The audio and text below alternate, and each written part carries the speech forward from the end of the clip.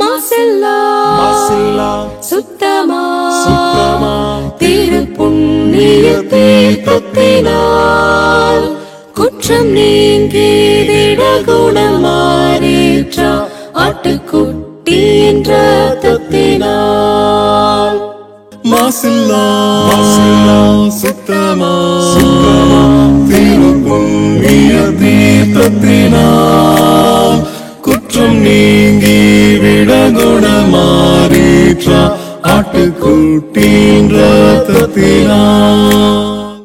தேவனுடைய நாமத்திற்கு மகிமை உண்டாவதாக. வாரத்தின் முதல் நாளிலே நாம் சபையாக ஒன்று சேர்ந்து தேவனை தொழுது கொள்வது என்பது நமக்கு கிடைக்கப்பட்டிருக்கிறதான மிக பெரிதான ஸ்லாக்கியம். ஆகையினாலே நாம் நன்றி உணர்வோடு மகிழ்ச்சியோடு முழுமனதோடு ஆவியோடு உண்மையாக அவரை நாம் தொழுது கொள்வோம். தூக்கமாக ஒரு பாடலை நாம் தெரிந்து கொள்வோம். சகோதரர்களை அன்போடு அழைக்கின்றோம். கற்பாறை போன்ற கடல் மேல் நடப்பது லேசான காரியம். கற்பாறை போன்ற கடல் மேல் நடப்பது லேசான காரியம். கற்சாடி நீரையும் கனிரசமாக்குதல் லேசான காரியம். கற்சாடி நீரையும் கனிரசமாக்குதல் லேசான காரியம். உமக்கது லேசான காரியம், லேசான காரியம். எதுவும் லேசான காரியம். பலன் உள்ளவன் பலன் அற்றவன், பலன் உள்ளவன் பலன் இல்லாதவன், யாராயிருந்தாலும் உதவிகள் செய்வது லேசான காரியம். உமக்கது லேசான காரியம். முதலாவது துதி ஜெபத்தை ஏறெடுக்கும்படியாக சகோதரர் ஒருவரை அன்போடு அழைக்கின்றோம். பரலோகத்திலே வாசமா இருக்கிற எங்கள் நல்ல பிதாவே, இக்காலத்தில் எங்களை அற்புதமாக வழிநடத்தி கொண்டு வருகிறவரே, உம் கிருபையாலும் உம் இரக்கத்தாலும் நாங்கள் வாழுகிறோம். எங்களால் ஏதாவது ஆகுமென்று யோசிக்கும் தகுதி கூட இல்லாதவர்கள், எங்களுடைய தகுதியெல்லாம் உமது குமாரனும் எங்கள் ஆண்டவருமாகிய இயேசுவில் இருக்கிறது.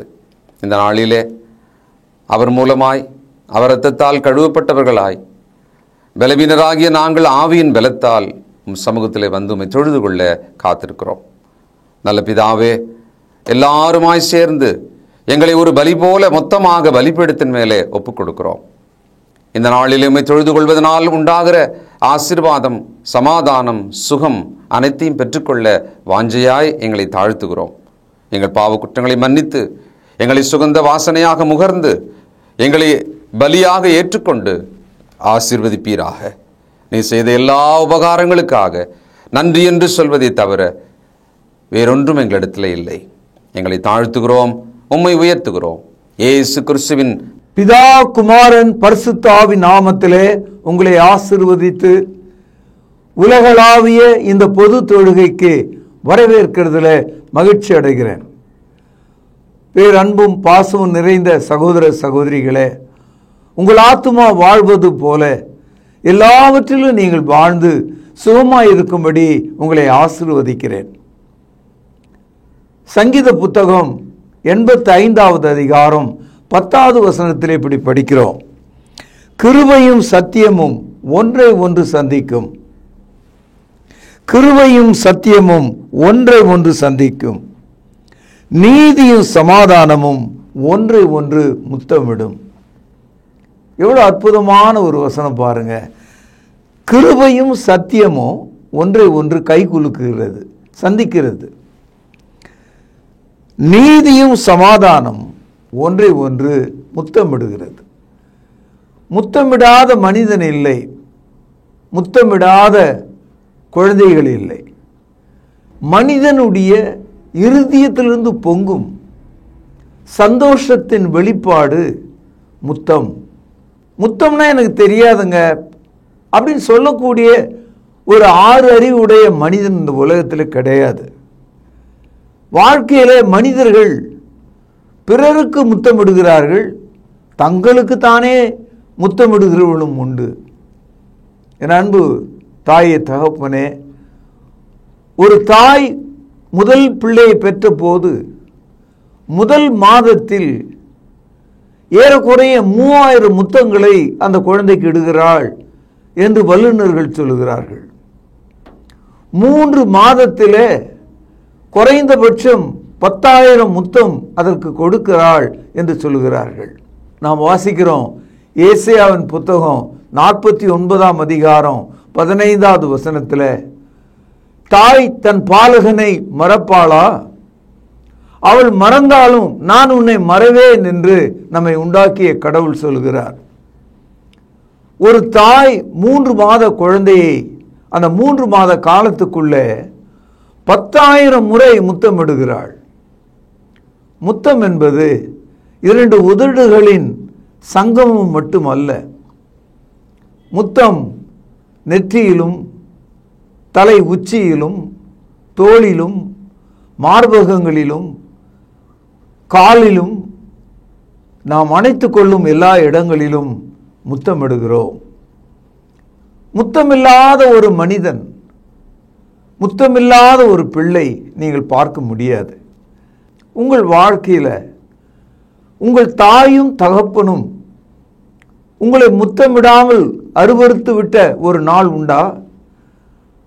தேவன் உங்களை எப்போதும் முத்தமிடுகிற ஒரு தந்தை போல் இருக்கிறார். தாய் தன் பாலகனை மறப்பாளா? அவள் மறந்தாலும் நான் உன்னை மறவேன் என்று சொல்கிறாள். Can a woman forget her nursing child? If she fail, God says, I will hug you and kiss you. இதுதான் கிறிஸ்தவத்தினுடைய ஆழம், இதுதான் கிறிஸ்தவத்தின் ஊற்று, இதுதான் கிறிஸ்தவத்தினுடைய பெரும் மலை, இதுதான் கிறிஸ்தவத்தினுடைய ஜீவ நதி, இதுதான் கிறிஸ்தவத்தினுடைய ஏகாந்தம். தேவன் நம்மை சமாதானத்தின் முத்தத்தினால் வாழ்விக்கிறார். பாருங்கள், கிருபையும் சத்தியமும் ஒன்றை ஒன்று சந்திக்கும் என்று சொல்கிறார். யோவான் எழுதிய சுவிசேஷம் 1வது அதிகாரம் 17வது வசனம், எப்படி எனில் நியாயப்பிரமாணம் மோசேயின் மூலமாய் கொடுக்கப்பட்டது, கிருபையும் சத்தியமும் இயேசு கிறிஸ்துவின் மூலமாய் உண்டாயின. கிருபையும் சத்தியமும் ஒன்றை ஒன்று சந்திக்கிறது. இயேசு கிறிஸ்துக்குள்ளே தேவன் நம்மை சந்திக்கிறார். கிருபையும் சத்தியமும் ஒன்றை ஒன்று சந்திக்கும்.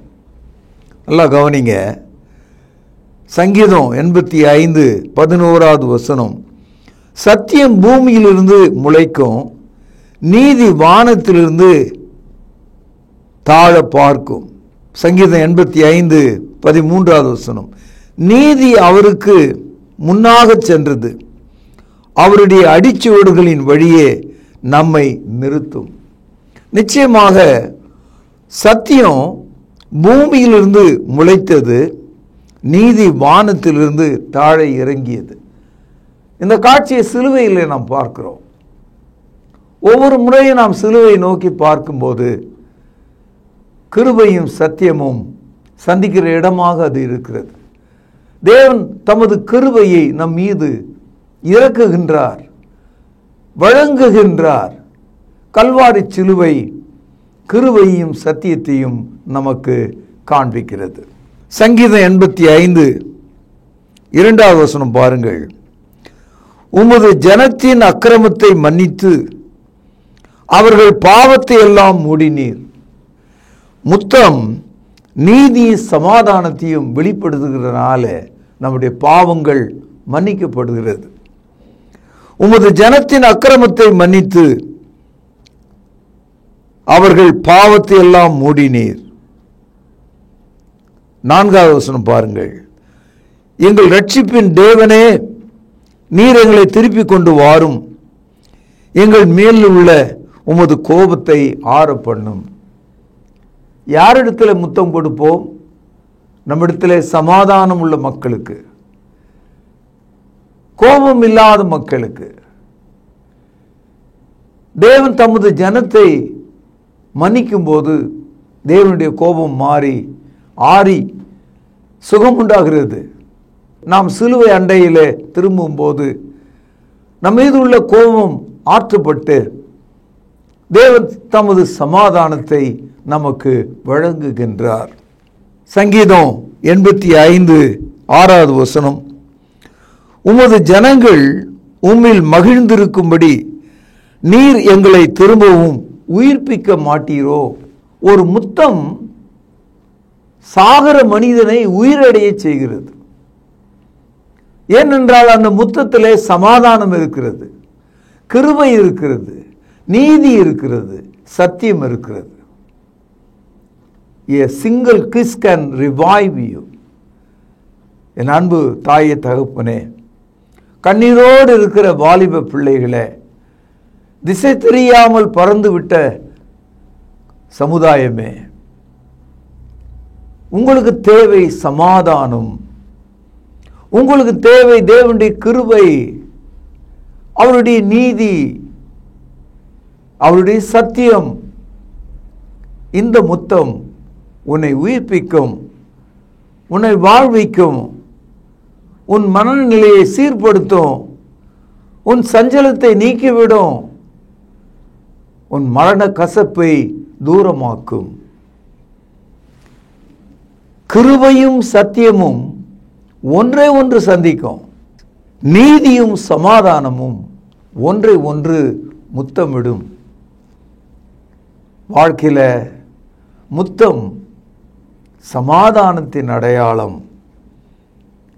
நாம் இந்த உலகத்தில் தோளிலே முத்தம், நெற்றியிலே முத்தம், தலை உச்சியிலே முத்தம் என்றெல்லாம் முத்தங்களை அடைந்தாலும் இருதயத்தில் ஒரு முத்தம் தேவை. அதில் உள்ள அழுக்குகள் நீங்கும்படி, கோபங்கள் ஆறும்படி, கசப்புகள் ஓயும்படி, பரிசுத்தம் உண்டாகும்படி ஒரு முத்தம் தேவை. தேவன் நம்மை சந்திக்க விரும்புகிறார். நாம் அவரிடத்திலே மனம் திரும்பும் போது நம்முடைய அக்கிரமங்களை எல்லாம் அவர் மன்னித்து, நம் நோய்களை எல்லாம் அவர் சுமந்து,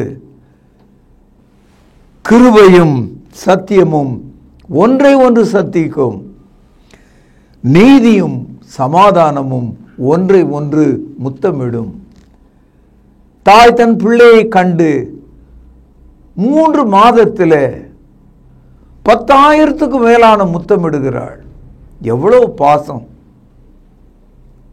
அவள் அந்த பிள்ளையை கையில் ஏந்தி எல்லா இடங்களிலும் அந்த குழந்தைக்கு முத்தமிடுகிறாள். அந்த குழந்தையை கண்டு பூரித்து அந்த பிஞ்சு கைகளிலே, பிஞ்சு கால்களிலே, காதுகளிலே, கண்களிலே, மூக்கிலே, உதட்டிலே, நெற்றியிலே, உடலெங்கும் முத்தமிடுகிறாள். அந்த காட்சி இந்த காலை வேளையில் உங்கள் இருதயத்துக்கு உண்டாக வேண்டும். என் அன்பு தோழனே, லூக்கா எழுதிய சுவிசேஷம் 15ஆம் அதிகாரத்தில் இயேசு கிறிஸ்து தாமே சொன்ன ஒரு ஊமையில் ஒரு தகப்பன் தன் மகனுக்கு இட்ட முத்தத்தை குறித்து நாம் படிக்கின்றோம். லூக்கா 15ஆம் அதிகாரம் 20வது வசனம், எழுந்து புறப்பட்டு தகப்பனிடத்தில் வந்தான். அவன் தூரத்தில் வரும்போதே அவனுடைய தகப்பன் அவனை கண்டு மனதுருகி ஓடி அவன் கழுத்தை கட்டிக்கொண்டு அவனை முத்தம் செய்தான். இதுதான் அந்த காட்சி. அதாவது இந்த தந்தையின் இடத்திலிருந்து அந்த மகன் அவனுடைய உரிமையையும் அவனுக்கு சேர வேண்டிய உறவையும் சொத்தையும் எல்லாவற்றையும் வாங்கி கொண்டு பிரிந்து போன ஒரு வாலிபன். அவன் தகப்பனுடைய சொத்தை மட்டும் எடுத்துட்டு போல, உறவையே அறுத்துட்டு போயிட்டான். குடும்ப உறவு இல்லாமல் போய்விட்டது. There is no family heritage for him. அவன் ஒரு அந்நியனாக்கப்பட்டான், எல்லாம் இழந்தான், நோய் கொண்டான், எலும்பு போல மாறினான். அடையாளம் அவனுக்கு தெரியவில்லை. பல நாள் பசியினால் கண்கள்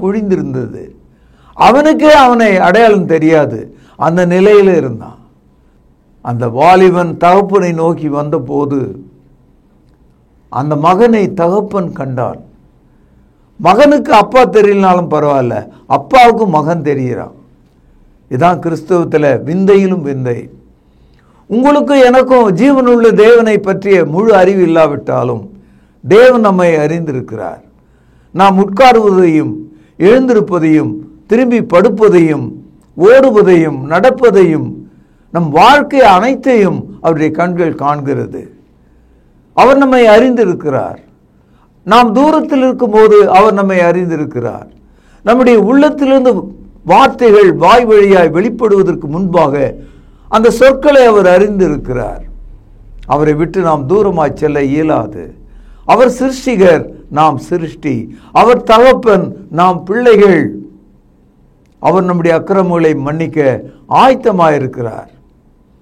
தகப்பன் தன் மகனை தூரத்தில் வரும்போது அவனை கண்டு, மகன் ஓடுகிற ஓட்டத்தை விட தந்தையின் ஓட்டம் அதிகமாயிருக்கிறது. அவன் ஓடி அவனை கட்டி அணைத்து அவனுக்கு ஒரு முத்தம் கொடுத்தான். அவன் ஒரு நாற்றமாயிருந்தான், ஒரு அழுகலாயிருந்தான், அவன் ஒரு நோயாளியா இருந்தான். அவனை பார்க்க மனிதர்களுக்கு கூசும் வெட்கக்கேடான நிலையில் இருந்தான். தகப்பன் அவனை கட்டி அணைத்து முத்தம் கொடுத்தான். இதுதான் அந்த மாற்றம். அந்த தந்தை சொல்கிறார், என் மகன் காணாமற் போனான், இப்பொழுது காணப்பட்டான். என் மகன் செத்து போனான், இப்பொழுது அவன் பிழைத்து கொண்டான். My son was lost, now he is found. My son was dead, now he is alive. That was the kiss. தந்தையிட்ட முத்தத்தின் அடையாளம் அதுதான்.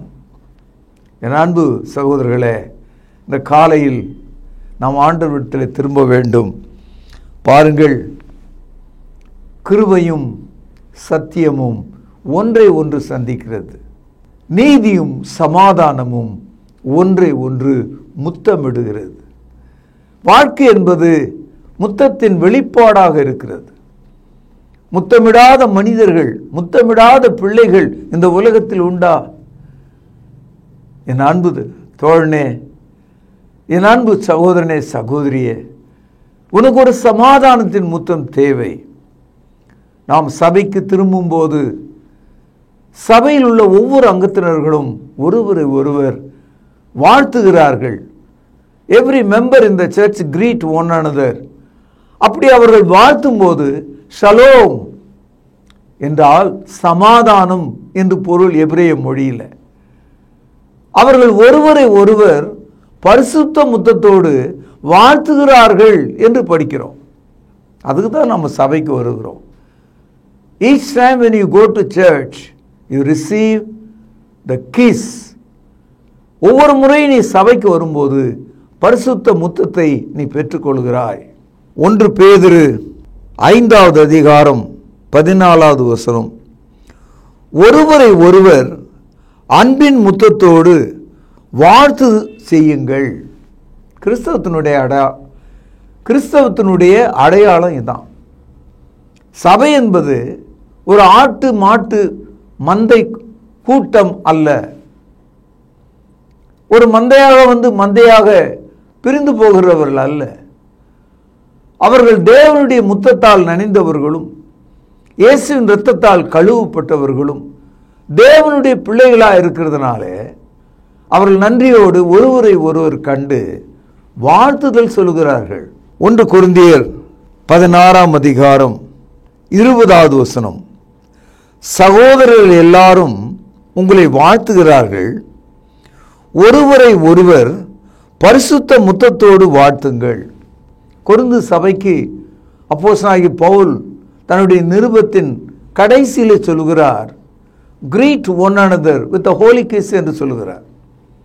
அப்படியானால் சபை என்பது தேவனுடைய முத்தத்தால் சமாதானத்தை பெற்றுக்கொண்ட மக்களை காட்டுகிறது. அங்குள்ள சகோதரர்கள் ஒருவருக்கொருவர் பரிசுத்த முத்தங்களை ஒருவருக்கொருவர் வழங்குவதை காண்பிக்கிறது. காம முத்தம் அல்ல, காட்டி கொடுக்கும் முத்தம் அல்ல, பரிசுத்த முத்தம்.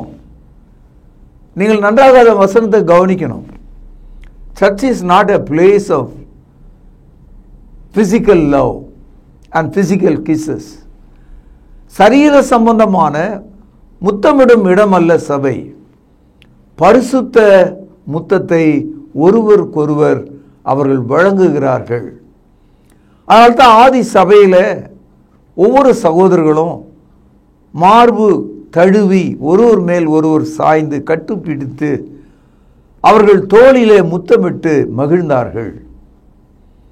இன்றைக்கும் நாம் அப்படி செய்யலைனா கூட குறைந்தபட்சம் நாம் ஒருவரோடு ஒருவர் சமாதானத்தின் வார்த்தைகளை பேசி நம்முடைய சொற்களால் மக்களை முத்தமிட வேண்டும். பரிசுத்த முத்தமிடுதல் திருச்சபையின் அடையாளமாக இருக்கிறது. 1 தெசலோனிக்கேயர் 5வது அதிகாரம் 26வது வசனம், சகோதரர் எல்லாரையும் பரிசுத்த முத்தத்தோடு வாழ்த்துங்கள். அதாவது வசனத்தை நம்ம எடுத்து படிக்கும்போது ஒவ்வொரு நிறுவத்திலும் அப்போஸ்தலர் நமக்கு கட்டளையிடுகிறார், ஒருவரை ஒருவர் முத்தத்தோடு வாழ்த்துங்கள். சபை ஒவ்வொரு சகோதரரையும் ஏற்றுக்கொள்கிறது, அணைத்துக் கொள்கிறது. பாவம் கழுவப்பட்ட ஒவ்வொரு சகோதரனும் ஒருவர் மீது ஒருவர் செலுத்தும் அன்பு பரிசுத்தமாயிருக்கிறது. அதனால்தான் இந்த புகழ்பெற்ற வசனம் ரோமருக்கு எழுதிய நிருபம் 16வது அதிகாரம் 16வது வசனம், ஒருவரை ஒருவர், ரோமருக்கு எழுதிய நிருபம் 16ஆம் அதிகாரம் 16வது வசனம், ஒருவருக்கொருவர் பரிசுத்த முத்தத்தோடு வாழ்த்துங்கள். இந்த இடத்துல கூடுதல் அவர் செய்தியை சொல்றாரு, கிறிஸ்துவின் சபையார் உங்களை வாழ்த்துகிறார்கள். சபையார் ஒருவரை ஒருவர் பரிசுத்தம் விடுகிறார்கள் என்ற தகவல் நமக்கு தெரிந்தது. அந்த சபையினுடைய பெயர் என்ன என்பதை ரோமருக்கு எழுதிய நிருபம் 16ஆம் அதிகாரம் 16வது வசனத்தில் கிறிஸ்துவின் சபையார் உங்களை வாழ்த்துகிறார்கள். இதை தான் நம்ம தினமும் நிகழ்ச்சிகளிலே நாம் சொல்லுகிறோம். முதல் நூற்றாண்டு சபை இப்படி தான் இருந்தது. அவர்கள் மார்க்கமாக இருந்தாங்க, அதனால கிறிஸ்துவின் சபை என்று சொன்னாங்க. கிருபையும் சத்தியமும் ஒன்றை ஒன்று சந்திக்கும், நீதியும் சமாதானமும் ஒன்றை ஒன்று முத்தமிடும். இந்த காலை அப்படிப்பட்ட ஒரு முத்தத்தினாலே உங்கள் ஆத்துமா நிறைந்ததாக, உங்கள் வாழ்க்கை நிறைந்ததாக, உங்கள் குடும்பம் நிறைந்ததாக, சமாதானத்தோடு நீங்கள் செல்லும்படி உங்களை ஆசீர்வதித்து கர்த்தருடைய நாளின் நற்செய்தியை இங்கே நான் நிறைவு செய்கிறேன். பிரார்த்தனை செய்வோம்.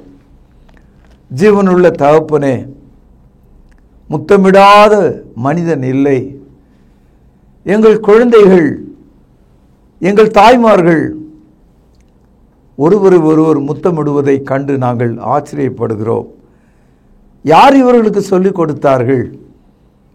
தன்னுடைய சொந்த குழந்தையை கையில் ஏந்தும் தாய் 3 மாதத்துக்குள்ளே 10,000க்கு மேற்பட்ட எண்ணிக்கையில் முத்தமிடுகிறாளே, முத்தம் சொரிகிறாளே, முத்தத்தை வழியச் செய்கிறாளே. அவ்விதமாக எங்கள் இருதயத்தின் மீது உமது மாறாத கிருபையும் சத்தியத்தையும் கொண்டு வாரும். உமது நீதி எங்கள் மீது கொண்டு வாரும். எங்களை கிறிஸ்துவின் இரத்தத்தினால் உண்டாகும் முத்தத்தினாலே கழுவி சுத்தமாக்கி உமது ஜனமாக ஏற்படுத்தும், நிலைப்படுத்தும். எங்கள் ஆண்டவரும் கர்த்தரும் இரட்சகருமாக இருக்கிற இயேசுவின் நாமத்தில் இதை மிக தாழ்மையோடு ஏறெடுக்கிறேன்.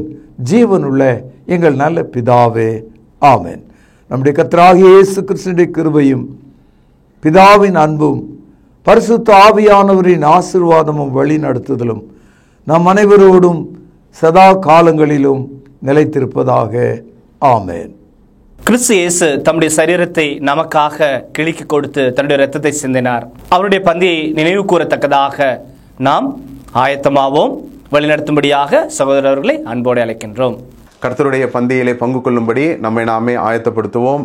ஆண்டவராகிய இயேசு கிறிஸ்து காட்டி கொடுக்கப்பட்ட அன்று ராத்திரியிலே அப்பத்தை எடுத்து ஆசீர்வதித்து, இதை பிட்டு நீங்கள் வாங்கி புசியுங்கள், இது உங்களுக்காக பிற்கப்படுகிற என்னுடைய சரீரமாய் இருக்கிறது என்று சொல்லியிருக்கிறார். அப்பத்திற்காக நாம் ஜெபித்து இதில் பங்கு கொள்வோம்.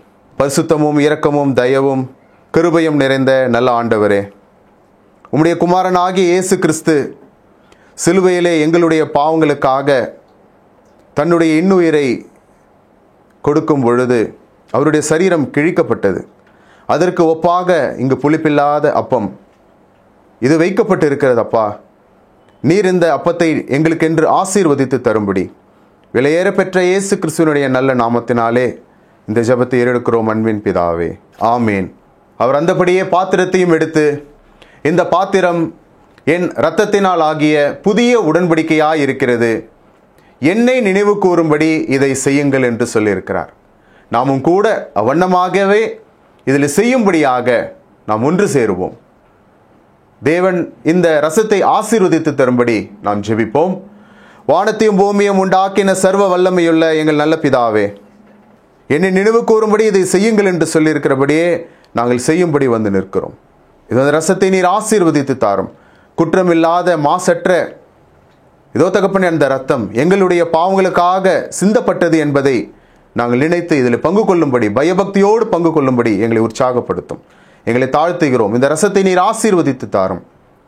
இயேசுவின் நல்ல நாமத்தில் இந்த ஜெபத்தை எடுக்கிறோம் அன்பின் பிதாவே, ஆமேன். இறுதியாக நாம் ஜெபித்து இந்த தொழுகையை நிறைவு செய்வோம். ஜெபிப்போம். கிருபையும் அன்பும் இரக்கமும் நிறைந்த பரம்பிதாவே, உம்மை தொழுது கொள்வது எவ்வளவு பெரிதான ஸ்லாக்கியம். அந்த ஸ்லாக்கியத்தை நீர் இந்த நாளில் எங்களுக்கு தந்தீரே, அதற்காக நன்றி தகப்பனே. நாங்கள் ஜெபித்த ஜெபங்களை நீர் அங்கீகரிக்க வேண்டுமாய் ஜெபிக்கிறோம். கிருபையின் பிதாவே, நாங்கள் கேட்ட வார்த்தைகளுக்காக நன்றி. அவைகள் எங்களுடைய இருதயத்தில் வைத்து அதன்படி எங்களுடைய வாழ்க்கை மறுரூபமாக நீர் தயவு செய்தல் வேண்டுமாய் ஜெபிக்கிறோம். பிதாவே, நீர் எங்களுக்கு இந்த வாரத்தில் ஆசீர்வாதமாக கொடுத்த வருமானத்திலிருந்து உமக்கென்று கொடுக்க நீர் எங்களுக்கு பாராட்டின தயவுக்காக நன்றி. இப்படியாக நாங்கள் கிறிஸ்துவனுடைய மரணத்தை நினைவு கூற நீர் தயவு பாராட்டினீர். எங்களுக்காக கிறிஸ்து தன்னுடைய சரீரத்தை கிழித்து இரத்தத்தை சிந்தினார். அதை நாங்கள் புசிக்கவும் பானம் பண்ணவும் நீர் தயவு பாராட்டினீர். இப்படியாக தாப்பனே, நாங்கள் ஏறெடுத்த இந்த தொழுகையை நீர் தாமே அங்கீகரிக்க வேண்டுமாகவும் ஆசீர்வதிக்க வேண்டுமாக ஜெபிக்கிறோம். தாப்பனே, சுவீனமாக இருப்பவர்களுக்கு உம்முடைய சுகத்தையும் ஆரோக்கியத்தையும் கட்டளை விடமாக ஜெபிக்கிறோம். காத்துக்கொள்ளும் வழி நடத்தியறலும் இயேசு கிறிஸ்து மூலம் அனுப்புகிற நல்ல பரம்பிதாவே, ஆமென்.